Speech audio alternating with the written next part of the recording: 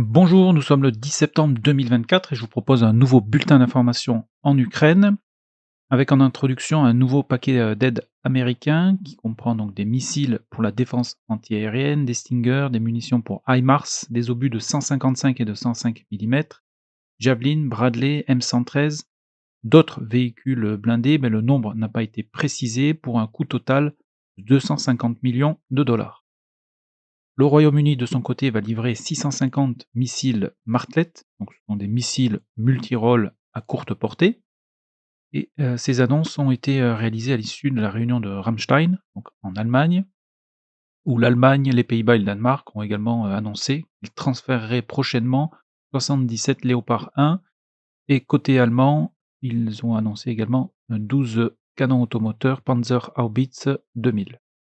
Cette nuit, il y a eu de nouveau une attaque massive de drones ukrainiens sur la Russie. Des explosions ont eu lieu notamment à Moscou, où un immeuble a été touché par un drone kamikaze et un incendie s'est également déclaré sur un aéroport. C'est la seule confirmation visuelle à l'heure où j'enregistre la vidéo. Sans plus attendre, direction le terrain, en commençant avec l'oblast de Koursk, en débutant avec la partie ouest ici, partie qui est isolée. Donc pour rappel, les Ukrainiens ont détruit, les ponts qui enjambent donc la rivière, ici, matérialisés en bleu. Et d'ailleurs les Ukrainiens ont découvert 3 nouveaux pontons installés, par les Russes aux alentours du 5 septembre. Donc un premier au nord-est de Zvanoé, ici exactement. Donc ce ponton a été installé le 5 septembre, il était en partie, inondé. Et il a été, détruit le 7 septembre, comme vous pouvez le voir sur la vidéo. Un autre ponton a été découvert par les Ukrainiens, plus à l'est, ici également, aussi installé, le 5 septembre. Par contre ici, je n'ai pas eu de vidéo d'une quelconque destruction. Et enfin, pour terminer un petit peu plus au sud-est ici, de nouveau un ponton qui a été installé par les Russes et détruit par les Ukrainiens dans la journée du 7 septembre. Direction à présent la ligne de front, sur le front de Koursk. Ici, on note un petit gain de terrain en faveur des Ukrainiens, donc ils se sont maintenant emparés, de l'entièreté du village de Krasno-Yaborskoé et ici, puisque leur, infanterie a été attaquée donc à l'ouest du village, ici, par des drones kamikazes russes dans la journée du 8 septembre. Direction le secteur de Korenové où on note, alors pour la première fois, une sécurisation de terrain en faveur des Russes sur le front de Koursk, et ces derniers ont également avancé dans la zone grise au sud-est de Korenovo, ici exactement, où une position de leur infanterie a été bombardée dans la journée du 6 septembre. On continue un petit peu plus à l'est, sur le village de Kramianoe, ici les Russes ont capturé un sénator donc dans la journée du 7 septembre. Un petit peu plus au nord, un BTR-80 russe a été, détruit dans la journée donc du 5 septembre, au sud du village de Kautchouk. Destruction, qui a été, causée par une mine anti-char. Au sud de cette destruction, ici, c'est une, position d'opérateurs de drones ukrainiens qui a été bombardée dans la journée du 8 septembre. Donc on rappelle ici, toute la dangerosité de ces opérateurs de drones.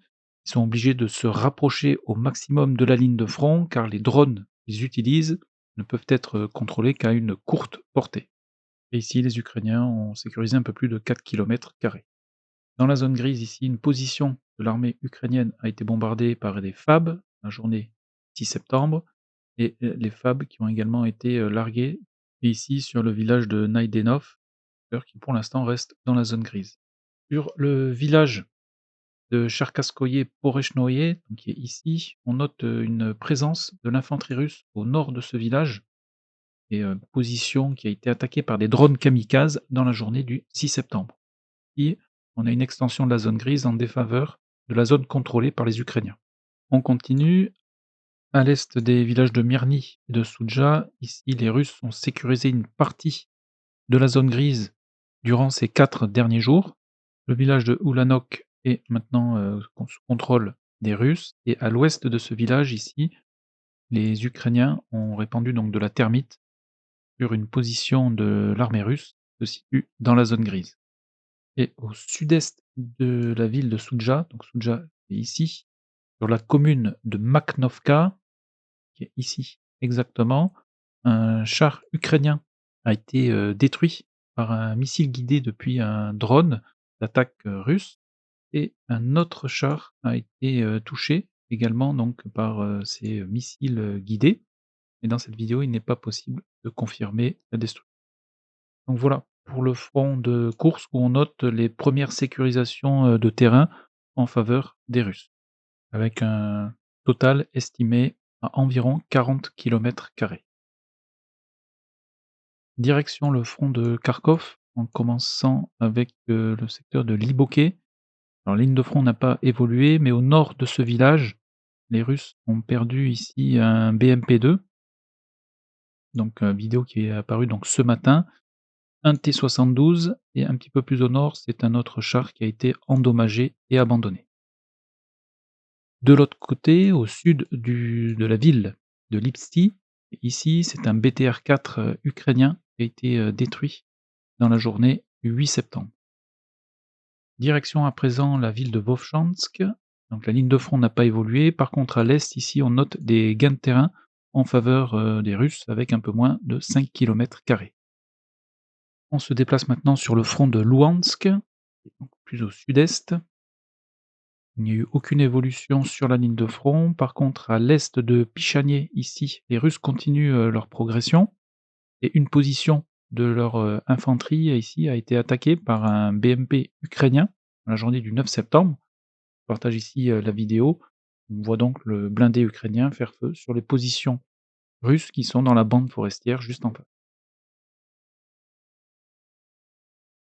Dans le secteur de Makiivka, donc bien plus au sud, ici, l'infanterie russe a franchi la rivière Zerebets et ensuite a été bombardée par l'artillerie ukrainienne dans la journée du 9 septembre.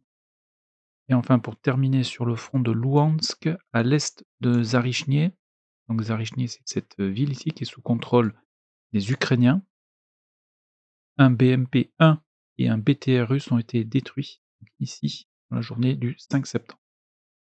Dans la région de Siversk, donc plus au sud, la seule information nous vient du nord du village de Vesele, qui est sous contrôle des Russes, où un drone thermite ukrainien a bombardé les positions russes.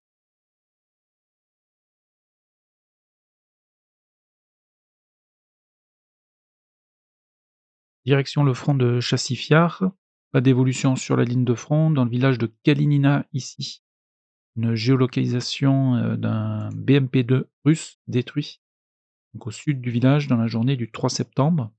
Les Russes sont toujours présents à l'ouest, donc de l'autre côté du canal, où ils ont été de nouveau bombardés.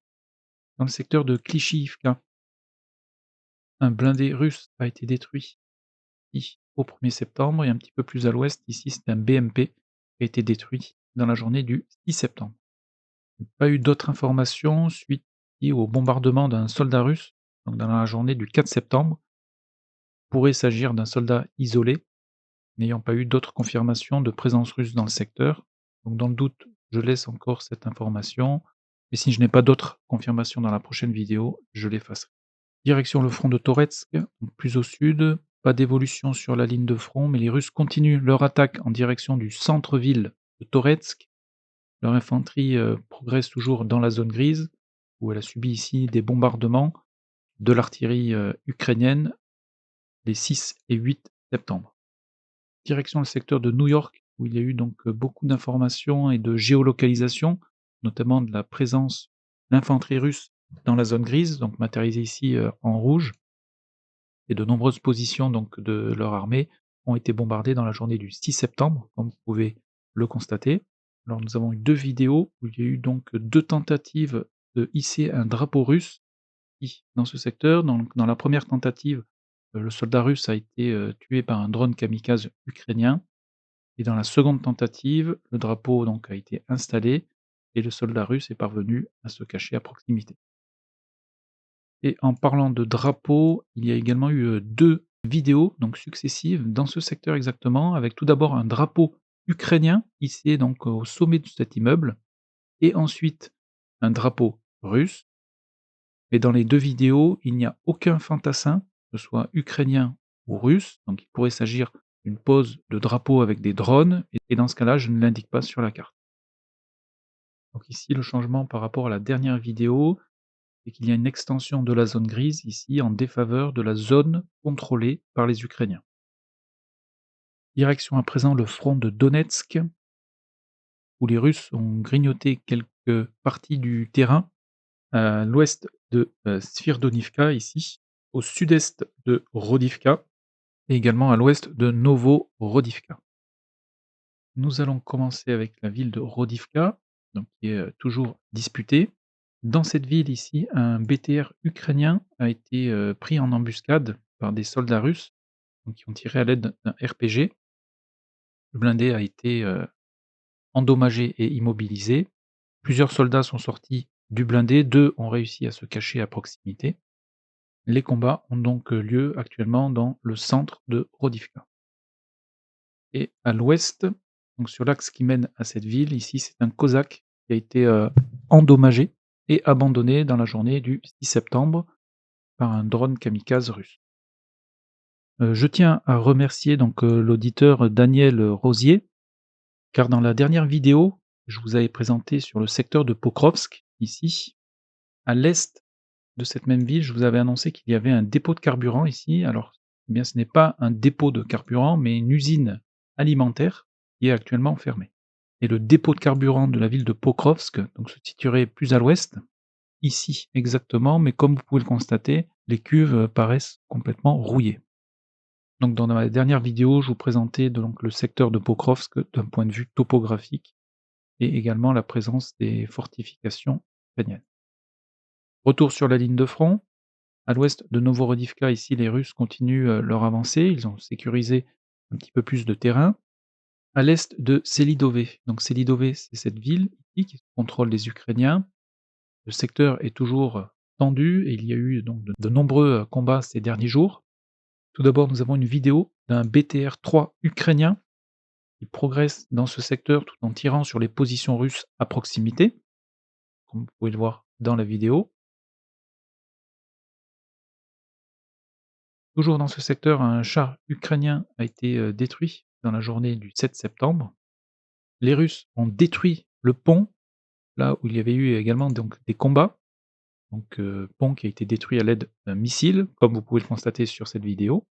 Et les Russes continuent de progresser dans cette, zone grise avec leur infanterie ici qui a été attaquée par des drones kamikazes et une position de leur armée ici a été bombardée dans la journée du 9 septembre. Donc secteur particulièrement, dynamique à l'est de Selidové et au sud-ouest de Mikhaïlivka.